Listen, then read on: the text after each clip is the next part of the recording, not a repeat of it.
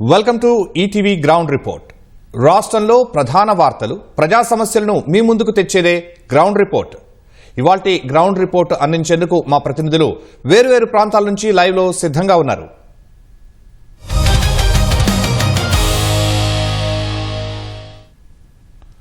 మొదటగా ఢిల్లీ వెళ్దాం. ముఖ్యమంత్రి చంద్రబాబు హస్తినలో రోజంతా బిజీగా గడిపారు. రాష్ట్రానికి సంబంధించిన సమస్యలపై ఇద్దరు కేంద్ర మంత్రులను వరుసపెట్టి కలిశారు. మా ప్రతినిధి అరుణ్ పూర్తి వివరాలు అందిస్తారు. అరుణ్, ఢిల్లీలో సీఎం ఎవరెవరిని కలిశారు, ఏమేమి అడిగారు? Thank you Sharma. ముఖ్యమంత్రి చంద్రబాబు ప్రధానంగా ఇద్దరు కేంద్ర మంత్రులతో భేటీ అయ్యారు. ఆ తర్వాత కాన్ఫెడరేషన్ ఆఫ్ ఇండియన్ ఇండస్ట్రీ భారత పరిశ్రమల సమాఖ్యకు సంబంధించినటువంటి వార్షిక సదస్సులో ముఖ్యమంత్రి చంద్రబాబు హాజరయ్యారు.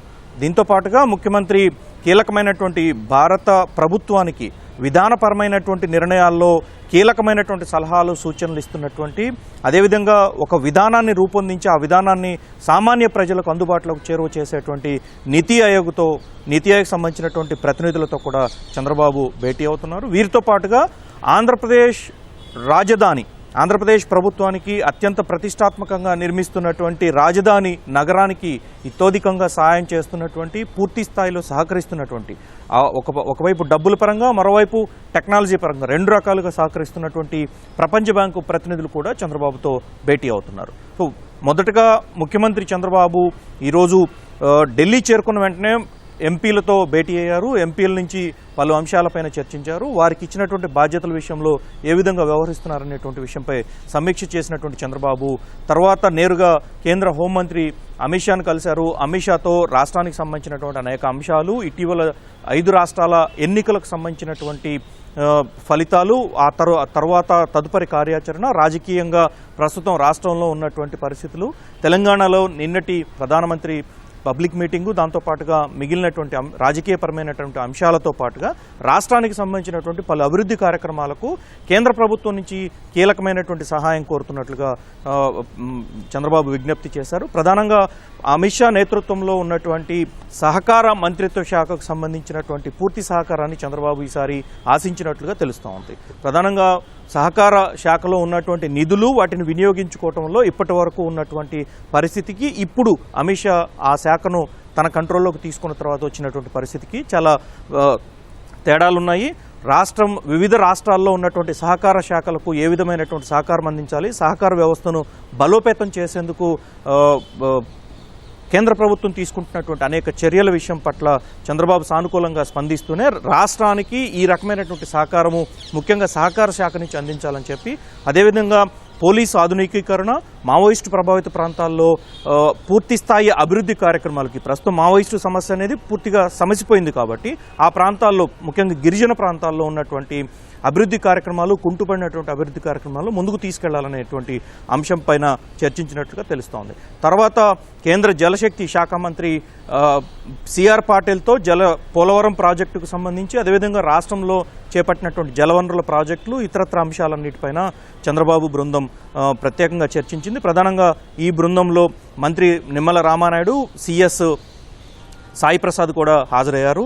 పోలవరం ప్రాజెక్టు తదుపరి కార్యాచరణ, వీటితో పాటుగా పోలవరం ప్రాజెక్టుతో పాటుగా ఇటీవల తుంగభద్రలో చేపట్టినటువంటి కార్యాచరణ, అతి తక్కువ సమయంలో నీటి నిల్వ ఉన్నటువంటి సమయంలో పూర్తి స్థాయిలో గేట్లు పునరుద్ధరణ కార్యక్రమం చేపట్టామని, అందుకు కేంద్రం నుంచి కూడా కొంత సాయం అందింది కాబట్టి తదుపరి సహకారాల కోసం అనేటువంటి విషయాలన్నిటిపైన చర్చించినట్లుగా తెలుస్తుంది. ముఖ్యంగా పోలవరం ప్రాజెక్టుకు సంబంధించినటువంటి విషయంలో మాత్రం తదుపరి కార్యాచరణ అంటే నిర్మాణ పురోగతి ఒకవైపు జరుగుతుంది, నిర్మాణం జరుగుతుంది, దాంతోపాటుగా అన్ని రకాల క్వాలిటీ పరీక్షలు.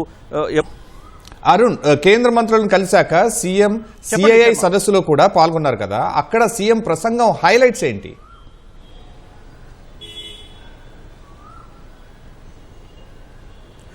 సీఎం ఈ సిఐఐ సదస్సులో ఈసారి చంద్రబాబు ప్రసంగం పూర్తి భిన్నంగా కొనసాగుతూ వచ్చింది. ప్రధానంగా తనకు 2 లక్ష్యాలున్నాయి, 2 ఎజెండాలు, ఒకటి జాతీయ ఎజెండా, 2 రాష్ట్రమే ఎజెండాగా కొనసాగుతుందని, ఈ 2 సంవత్సరాల కాలంలో అమరావతి నిర్మాణంతో పాటుగా క్వాంటమ్ టెక్నాలజీ కొనసాగింపుగానే రాష్ట్రంలో చేపట్టినటువంటి అనేక అభివృద్ధి కార్యక్రమాలు, గూగుల్ డేటా సెంటరు, ఈ గూగుల్ డేటా సెంటర్తో పాటుగా మిగిలినటువంటి పెట్టుబడులు ఏ విధంగా వస్తున్నాయి, వాటిని స్పీడ్ ఆఫ్ డూయింగ్ బిజినెస్లో ఏ విధంగా చేస్తున్నాం అనేటువంటి విషయాలన్నింటినీ చంద్రబాబు వివరించారు. అయితే ఈ సందర్భంగా ప్రధాని నరేంద్ర మోడీ నిన్న హైదరాబాద్ పబ్లిక్ మీటింగ్లో, హైదరాబాద్ ర్యాలీలో చేసినటువంటి ఒక కీలకమైనటువంటి అంశాన్ని చంద్రబాబు ప్రస్తావించారు. ఫారెక్స్ రిజర్వ్స్ అంటే విదేశీ మారక ద్రవ్యం ఎంత ఎక్కువగా ఉంటే అంత భారత ఆర్థిక వ్యవస్థ అంత బలోపేతం అవుతుంది. కాబట్టి అందుకు ప్రధానమంత్రి సూచించినటువంటి అనేక సూచనలు ఏవైతే ఉన్నాయో వాటన్నిటినీ ప్రజలు ముందుకు తీసుకెళ్ళాలి. ప్రజలు తీవ్రస్థాయిలో ఒకసారి తీవ్రంగా ఆలోచించి దాన్ని ఏ విధంగా ఇంప్లిమెంట్ చేయాలనేటువంటి విషయం పైన అందరూ కృషి చేయాలి. పారిశ్రామికవేత్తలతో సహా, రాజకీయ నేతలతో సహా ప్రతి ఒక్కరూ దీనిపైన చర్చించి దాన్ని అమలు చేసేందుకు అవసరమైనటువంటి కార్యాచరణను ముందుకు తీసుకెళ్లడంలో తాను ప్రధానమంత్రితో ఉన్నాను అనేటువంటి ఒక సందేశాన్ని ముఖ్యంగా చంద్రబాబు చెప్పడం జరిగింది. దాంతోపాటుగా పరిశ్రమలు, విద్యా సంస్థలు ఈ రెండు ఒకే స్థాయిలో ఒకే విధంగా ముందుకు సాగాల్సినటువంటి అవసరం ఉంది. అందరూ సమన్వయంతో ముందుకు వెళ్లాల్సినటువంటి పరిస్థితి ఏర్పడుతోంది. దీంతో పాటుగా జనాభా నియంత్రణకు సంబంధించినటువంటి విషయము, జనాభా పెంపుదలకు సంబంధించిన గతంలో జనాభా నియంత్రణ ఏ విధంగా జరిగిందో ఇప్పుడు జనాభా పెంపుదలకు సంబంధించినటువంటి అంశం ప్రధానంగా చర్చిస్తున్నటువంటి నేపథ్యంలో, చర్చ జరుగుతున్నటువంటి నేపథ్యంలో జపాన్, కొరియా లాంటి దేశాల్లో ఉన్నటువంటి పరిస్థితి భారతదేశంలో వచ్చే 10 ఏళ్ల తర్వాత రావద్దు అనేటువంటి ఒక సంకల్పాన్ని ప్రజలంతా తీసుకోవాలని చెప్పి చంద్రబాబు కోరటంతో పాటుగా ప్రస్తుతం రాష్ట్రంలో పేపర్లెస్ గవర్నెన్స్ అనేది ప్రధానమైనటువంటి దాదాపు 90 సేవల వరకు ప్రస్తుతం రాష్ట్రంలో వాట్సాప్ సేవల ద్వారానే అన్నిటిని అందిస్తున్నట్లుగా చంద్రబాబు స్పష్టం చేశారు. ధన్యవాదాలు అరుణ్. ఇంజనీరింగ్, అగ్రికల్చర్ ప్రవేశాల కోసం నిర్వహించే ఈఏపీ సెట్ పరీక్షలు రేపటి నుంచి ప్రారంభం కానున్నాయి. మొత్తం 2 సెషన్లలో పరీక్షలు నిర్వహిస్తారు. పరీక్షల షెడ్యూల్, నిబంధనలను మా ప్రతినిధి జయప్రకాష్ ప్రత్యక్ష ప్రసారం ద్వారా అందిస్తారు.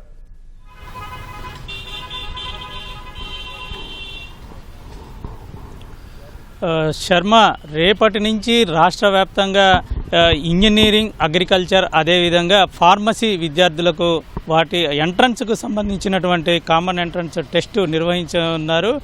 రాష్ట్ర వ్యాప్తంగా చూసుకున్నట్లయితే ఈఏపీ సెట్ అని దీన్ని అంటారు. ఇంజనీరింగ్, అగ్రికల్చర్, ఫార్మసీ టెస్ట్ రేపు నిర్వహించనున్నారు. రేపటి నుంచి కొద్ది రోజుల పాటు 2 సెషన్స్లో ఈ పరీక్షలు నిర్వహిస్తారు. 12 నుంచి 15వ తేదీ వరకు ఇంజనీరింగు, అదేవిధంగా 18వ తేదీ ఇంజనీరింగు, 19వ తేదీన అగ్రికల్చర్ ఎంట్రన్స్ టెస్టు, 20వ తేదీన ఫార్మసీ ఎంట్రన్స్ టెస్టు నిర్వహించనున్నారు. ఉదయం 9 గంటల నుంచి 12 గంటల వరకు ఒక సెషను, అదేవిధంగా మధ్యాహ్నం 2 గంటల నుంచి 5 గంటల వరకు ఒక సెషన్ను నిర్వహిస్తూ ఉన్నారు. ఇందులో ఇప్పటి వరకు అధికారికంగా ఉన్నటువంటి లెక్కలు చూస్తే 3,55,000 మందికి పైగా విద్యార్థులు దరఖాస్తు చేసుకున్నారు పరీక్ష రాసేందుకు. వాళ్ళు అటెండ్ కానున్నారు. అయితే గతంలో ఇటు ఎక్కడికక్కడ కళాశాలలో, అదేవిధంగా కొన్ని విద్యా సంస్థల్లో ఒకేసారి పరీక్ష నిర్వహించే పరిస్థితి ఉండేది. అయితే గత కొన్నాళ్ల నుంచి ఆన్లైన్ విధానంలో పరీక్ష రాయటం వలన రోజుకి కొంతమందే పరీక్ష రాసేందుకు అవకాశం కలుగుతుంది.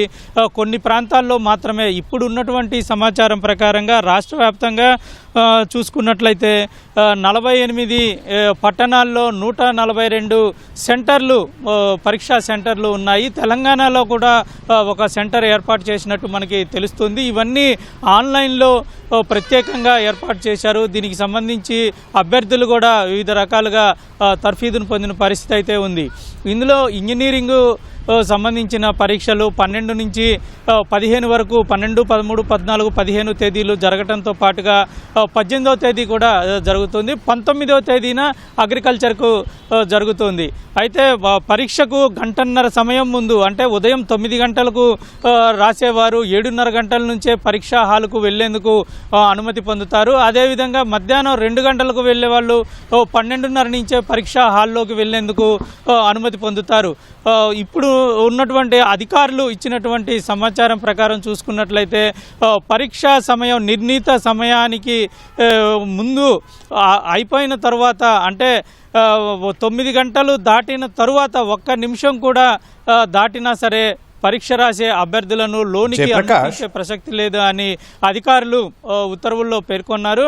అదేవిధంగా మధ్యాహ్నం కూడా చెప్పండి శర్మ గారు. జయప్రకాష్, ఈ ఒక్క నిమిషం నిబంధన వల్ల చాలాసార్లు ఎన్నో ఇబ్బందులు కూడా వచ్చాయి కదా, మరి విద్యార్థులు సకాలంలో చేరుకోవడానికి ఎలాంటి ఏర్పాట్లు చేశారు?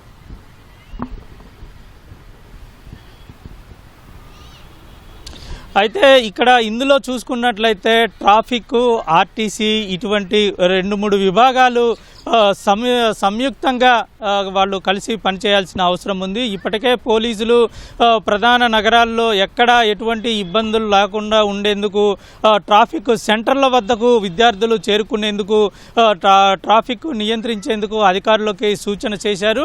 మరొక వైపు ఇటు ఆర్టీసీ సిబ్బంది కూడా ప్రత్యేకంగా ఆ సెంటర్లకు వెళ్లేందుకు ప్రత్యేక బస్సుల్ని ఏర్పాటు చేస్తున్నట్టు మనకి తెలుస్తుంది. ఇదే విధంగా గతంలో జరిగినటువంటి ఇంటరు 10వ తరగతి పరీక్షలు ఇవన్నీ మనం చూసాము.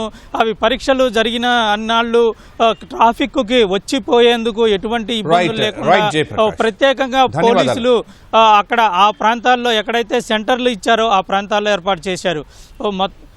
రైట్, ధన్యవాదాలు జయప్రకాష్.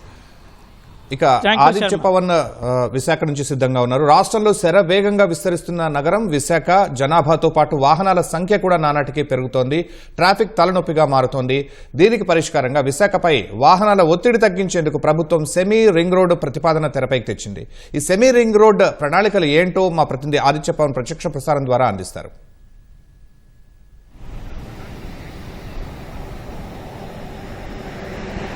ధన్యవాదాలు శర్మ. విశాఖపట్నం విస్తరిస్తోంది. విశాఖపట్నం గూగుల్ సిటీ అయింది, గ్లోబల్ సిటీ అవుతోంది. రానున్న రోజుల్లో శరవేగంగా అభివృద్ధి చెందుతోంది. విశాఖపట్నం తీసుకున్నట్టయితే నక్కపల్లి ముఖద్వారంగా, అనకాపల్లి జిల్లాలో ఉన్నటువంటి నక్కపల్లి ముఖద్వారంగా మొదలు పెడితే భోగాపురం ఎయిర్పోర్ట్ వరకు కూడా నగరం విస్తరించి ఉంది.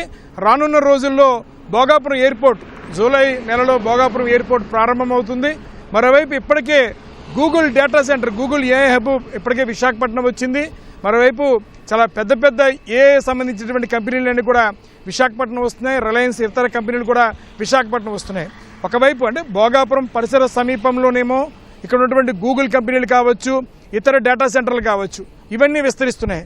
మరోవైపు అనకాపల్లి ప్రాంతం తీసుకుంటే అనకాపల్లి ప్రాంతంలో ఇప్పటికే ఆర్సిలరీ మిట్టల్, రెన్యూ ఎనర్జీ, అలాగే ఇతర గ్రీన్ హైడ్రోజన్ లాంటి పెద్ద పెద్ద ప్రాజెక్టులు అక్కడ వస్తున్నాయి, అక్కడ నడుస్తున్నాయి. కాబట్టి ఈ 2 ప్రాంతాల్లో కూడా పారిశ్రామికమైనటువంటి అభివృద్ధి ఒకవైపు వస్తోంది, మరోవైపు ఐటీ ఏఐ హబ్ డెవలప్మెంట్ ఒకవైపు వస్తోంది. ఈ 2 రావడం వల్ల రానున్న రోజుల్లో ఈ ప్రాంతం మరింత అభివృద్ధి అవుతుంది. ఇప్పటికీ 25 లక్షల జనాభా ఉన్నారు.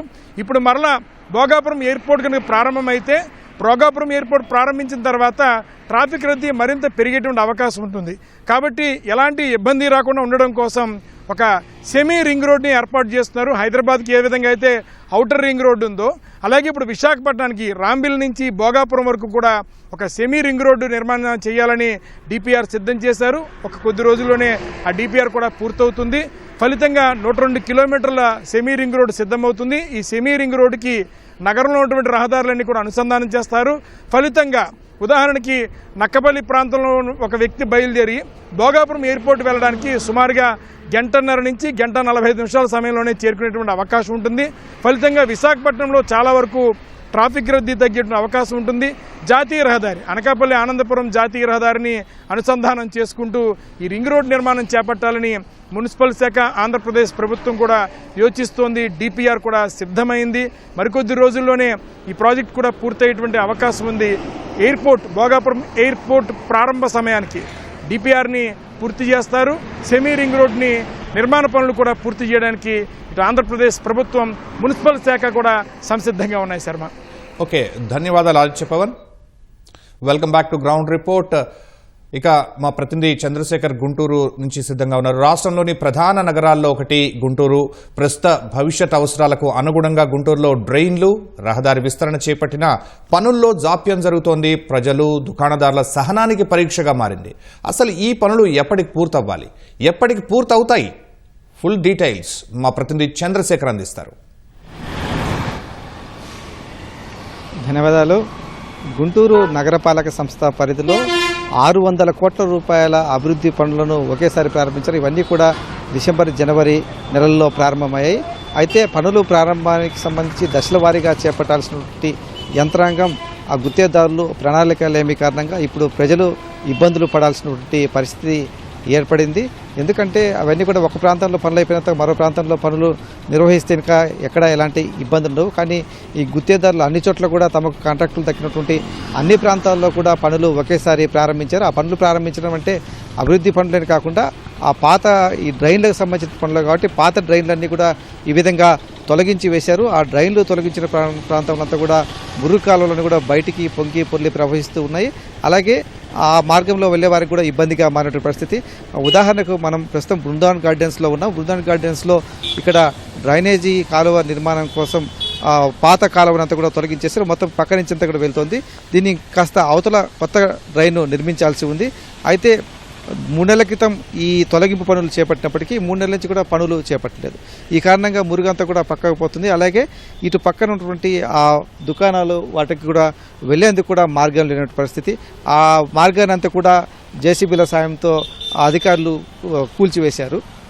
ఇప్పుడు గుత్తేదారులు పనులు ఆలస్యంగా చేస్తున్న తరుణంలో వాళ్ళు వ్యాపారాలు కూడా ఎవరు కూడా సరిగా నిర్వహించలేని పరిస్థితి. కొన్ని చోట్ల దుకాణదారులు తాత్కాలిక ఏర్పాట్లు చేసుకున్నప్పటికీ ఆ వినియోగదారులు ఆ దుకాణంలోకి వెళ్ళి రావడం కూడా ఇబ్బందిగా ఉంది. ఎందుకంటే ఆ మురుగు కంపు ఆ కాలువలను కూడా దాటుకుని వాళ్ళు ఆ దుకాణంలోకి వెళ్లాల్సి వస్తుంది. కొన్ని చోట్ల ప్రధాన రహదారి నుంచి చిన్న రహదారులకి చిన్న రోడ్లకి వెళ్ళేటువంటి మార్గాల్లో కూడా ఆ డ్రైన్ల నిర్మాణం కోసం తవ్విపడేశారు. ఆ తవ్విపడేసిన ప్రాంతాల్లో అవతలికి వెళ్ళడం కూడా ఇబ్బందిగా మారింది. దాంతో వాళ్ళు చుట్టూ తిరిగి వెళ్లాల్సి వస్తుంది. కొన్ని చోట్ల 2-3 రహదారులకు ఒకేసారి కూడా కొట్టిన కారణం కూడా కొంత ప్రజలు ఇబ్బందులు పడుతున్నటువంటి పరిస్థితి అయితే కనిపిస్తోంది.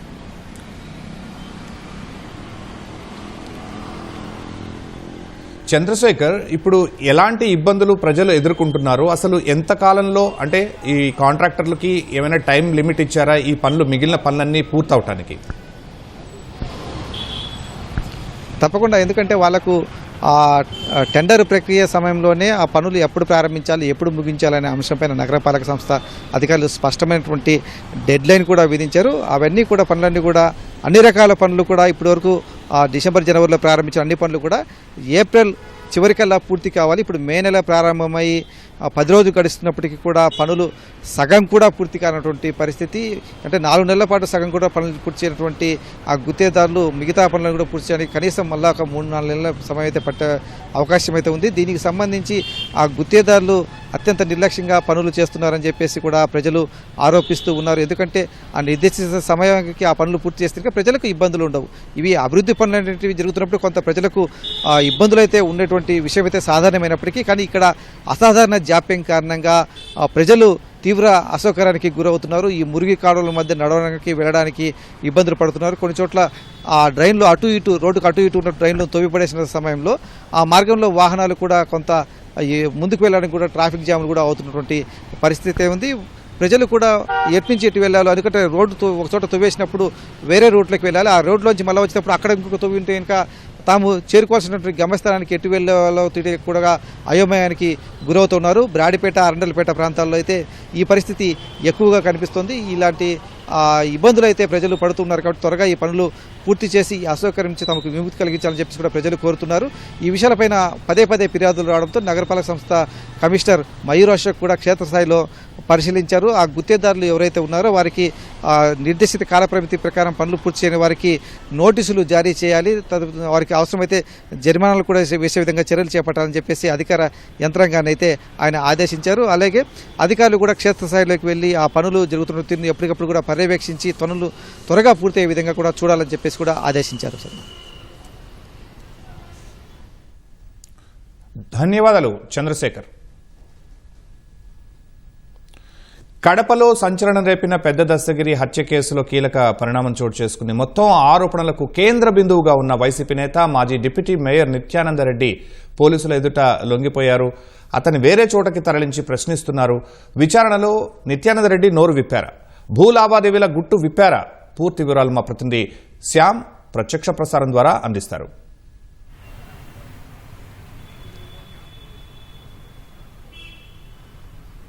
శర్మ, కడప నగరంలో రిమ్స్ ప్రాంగణంలో, ప్రధానంగా ఎంతోమంది రోగులు వచ్చిపోయేటటువంటి రిమ్స్ ప్రాంగణంలో ఒక దాదాపు 10 మంది నిందితులు వచ్చి 10 మంది దుండగులు వచ్చి పెద్ద ఎత్తున మారణాయుధాలతో పెద్ద దస్తగిరి అనే రియల్ ఎస్టేట్ వ్యాపారిని అందరూ చూస్తుండగానే హత్య చేయడం జరిగింది. ఈ దారుణ హత్య పెద్ద పెను సంచలనంగా మారింది. అయితే ఈ పెను సంచలనంగా మారినటువంటి ఈ కేసును పోలీసులు చాలా సీరియస్గా తీసుకున్నారు. పోలీసు ఉన్నతాధికారులు దాన్ని చాలా సీరియస్గా తీసుకున్నారు. అయితే ఇప్పటికే 11 మంది నిందితుల్ని పోలీసులు అరెస్ట్ చేశారు, రిమాండ్కు కూడా పంపించారు. మరో 2 వైసీపీ కీలక నేతలు ఈ కేసులో ఉన్నారని చెప్పి పోలీసులు వారి పేర్లను అయితే ఎఫ్ఐఆర్లో చేర్చలేదు, కానీ అయితే ఆ పేర్లను కూడా బయటకు ప్రకటించలేదు. అయితే ఇవాళ ఉన్నట్టుండి ఉదయం నుంచి నిత్యానందరెడ్డి, మాజీ డిప్యూటీ మేయర్ నిత్యానందరెడ్డి, వైసీపీ నేత కూడా ఈయన పోలీసులు ఎదుట లొంగిపోతారా లేదంటే కోర్టులో లొంగిపోతారా అని ఊహాగానాలు వచ్చాయి. అయితే కోర్టు వద్ద పోలీసులు పటిష్ట భద్రతా చర్యలు చేపట్టారు. ఈ నేపథ్యంలోనే అందరూ కూడా కోర్టు వద్ద గుమ్మికూడిన నేపథ్యంలో ఉన్నట్టుండి కడప ఎస్పీ నచికాంత్ విశ్వనాథ్ ఎదుట ఆయన లొంగిపోయారు. అయితే లొంగిపోయిన వెంటనే అతన్ని నిత్యానందరెడ్డిని ఒక పోలీసు వెహికల్లో వేరే ప్రాంతానికి తీసుకెళ్లి అతన్ని ప్రశ్నిస్తున్నారు. అయితే ప్రస్తుతం మన దగ్గర ఉన్నటువంటి సమాచారం ప్రకారం చిన్నచౌక్ పోలీస్ స్టేషన్లో అతన్ని పోలీసులు ప్రశ్నిస్తున్నట్లుగా మనకు సమాచారం అందుతుంది. అయితే అతను తన లాయర్తో వచ్చి ఎస్పీ ఎదుట లొంగిపోయారు. లొంగిపోయిన వెంటనే అతన్ని మరో పోలీస్ స్టేషన్కు తరలించారు. అయితే మనకు ఇప్పటి వరకు అందుతున్న సమాచారం ప్రకారం చిన్నచౌక పోలీస్ స్టేషన్లో అతన్ని ప్రశ్నిస్తున్నట్లుగా తెలుస్తోంది. అయితే ఆ ప్రాంతానికి పోలీస్ స్టేషన్కి ఎవరిని కూడా రానియడం లేదు, చిన్నచౌక పోలీస్ స్టేషన్లోనే ఉన్నట్లుగా మనకు ప్రాథమికంగా తెలుస్తూ ఉంది. అయితే ఈ కేసుకు సంబంధించి ప్రధానంగా నిత్యానందరెడ్డి అనేటటువంటి వ్యక్తి వైసీపీ నాయకుడు, మాజీ డిప్యూటీ మేయరు. ఈయన పాత్ర ఎంత ఉంది అనే దానిపైన కూడా ఊహాగానాలు వ్యక్తమవుతున్నాయి. ప్రధానంగా పోలీసులు ఇప్పటి వరకు అనుమానిస్తున్న దాన్ని బట్టి ఈ హత్య కేసుకు సంబంధించి నిత్యానందరెడ్డి చాలా కీలకంగా వ్యవహరించారు, నిందితులకు సహకరించారు, నిందితులకు వాహనాలు అరేంజ్ చేసి నిందితులు పారిపోవడానికి ఏర్పాట్లు చేశారు, వారికి డబ్బులు కూడా ఇచ్చారని చెప్పి పోలీసులు అనుమానిస్తున్నారు. ఈ కోణంలోనే అసలు ఈ హత్యకు ప్రధానమైనటువంటి కారణం ఏంటి, ఈ హత్య ఎలా జరిగింది, దీని వెనక ఎవరెవరు ఉన్నారు, ఇంకా మరో నేత కూడా ఉన్నారని చెప్పి వార్తలు వస్తున్నాయి. ఆ మరో నేత ఎవరు అనేది కూడా మనకు ఇంకా తెలియాల్సి ఉంది. అయితే ప్రస్తుతం నిత్యానందరెడ్డి లొంగిపోవడంతో మొత్తం ఇప్పటికే 12 మంది నిందితులు, అంటే 11 మంది ఇప్పటికే అరెస్ట్ అయ్యారు. మరో నిందితుడు నిత్యానందరెడ్డి, ఇంకొకరు ఎవరు, వైసీపీ కీలక నేత ఎవరు అనే దాని మీద పలు ఊహాగానాలు వ్యక్తమవుతున్నాయి. అయితే పోలీసులు మాత్రం అధికారికంగా ప్రకటించలేదు. అతన్ని కూడా పట్టుకుంటామని చెప్పి పోలీసులు చెప్తున్నారు. అయితే ఈ కేసుకు సంబంధించి ప్రధానంగా కొంతమంది పోలీసులు ఈ కేసును తప్పుదోవ పట్టించే ప్రయత్నం చేశారని చెప్పి ఇప్పటికే ఉన్నతాధికారులు కొంతమంది పోలీసుల మీద వేటు కూడా వేశారు. అయితే ఆ పోలీసులు సంబంధించి కడప డిఎస్పీ వెంకటేశ్వర్లు, తాలూకా సిఐ రెడ్డప్ప, ఎస్ఐ మోహన్, ఈ ముగ్గురు కూడా ఈ కేసును గంజాయి బ్యాచ్ ఈ కేసులో ఇన్వాల్వ్ అయింది, గంజాయి బ్యాచే హత్య చేసింది అనే కోణంలో దీన్ని తప్పుదోవ పట్టించే ప్రయత్నం చేశారు. కాబట్టి ఈ ముగ్గురిని కూడా వీఆర్కి పంపించారు. ఆ తర్వాత నిందితులకు మరో కొంతమంది పోలీసులు కూడా సహకరించారని చెప్పి పోలీసు ఉన్నతాధికారులకు సమాచారం వచ్చింది. చిన్నచౌక్ సిఐ ఓబులేసు, ఎస్ఐ రాజేశ్వర్ రెడ్డి వీరు నిందితులతో ఫోన్లో మాట్లాడి వీరిని తప్పించే ప్రయత్నం చేశారని చెప్పి కూడా ఆరోపణలు వచ్చాయి. వీరిద్దరిని కూడా వీఆర్కి పంపారు.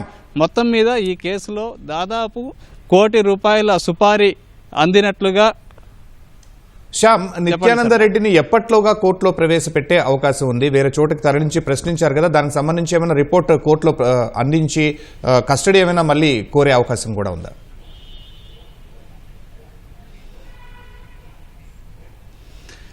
ఇప్పటి వరకు మన దగ్గర ఉన్నటువంటి సమాచారం ప్రకారం నిత్యానందరెడ్డిని 24 గంటల్లోగా జడ్జి ఎదుట కానీ కోర్టులో కానీ హాజరుపరచాలి. అయితే ఇవాళ మధ్యాహ్నం దాదాపు 1 గంట ఆ ప్రాంతంలో నిత్యానందరెడ్డిని పోలీస్ స్టేషన్కు తరలించారు. అయితే రేపు మధ్యాహ్నంలోగా కోర్టులో కానీ లేదా జడ్జి ఎదుట కానీ, అంటే టైం ఉంటే కనుక ఇవాళ రాత్రికి లేట్ నైట్ ఏమైనా ప్రవేశపెడతారనేది కూడా మనకు వార్తలు వస్తున్నాయి.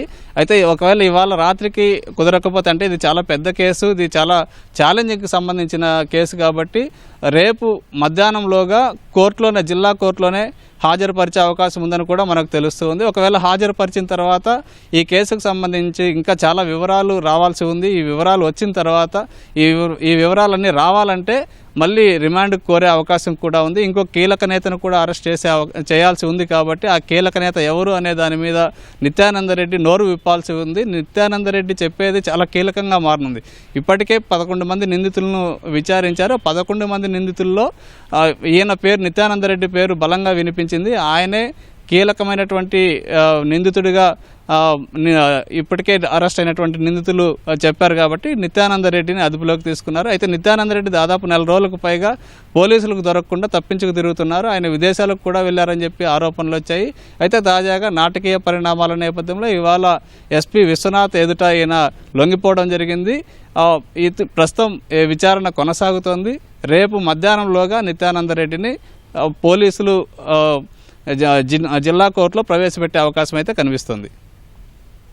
ఓకే శ్యామ్, రైట్, ధన్యవాదాలు శ్యామ్.